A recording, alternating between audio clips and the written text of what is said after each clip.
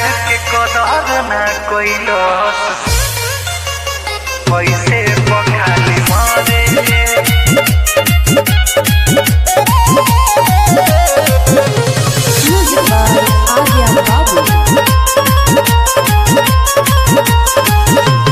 प्यार के कदर ना कइलस पैसे पखाली मारे ले। अरे भाई सुनो, प्यार के कदर ना कइलस पैसे पखाली मारे ले।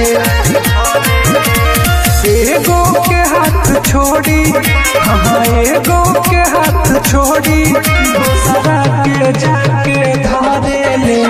प्यार के हाँ प्यार के और प्यार के कदर ना कइलस पैसे पखाली मारे ले।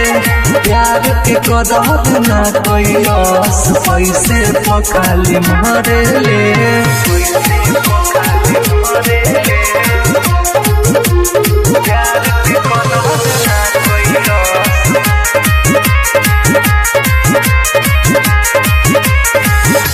हंसत जिंदगिया हमर कइले बर्बाद रे।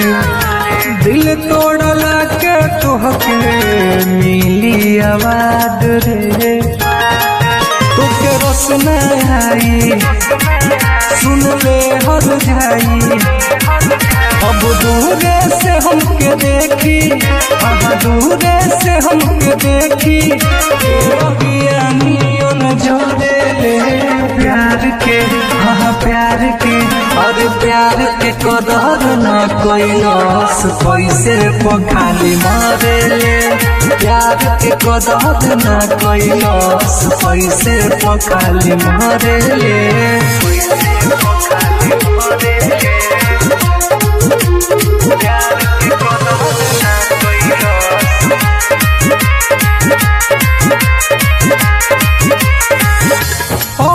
सतेंद्र साना दीप चौहान के छोड़ गेल बारे ते तो अपन मान के।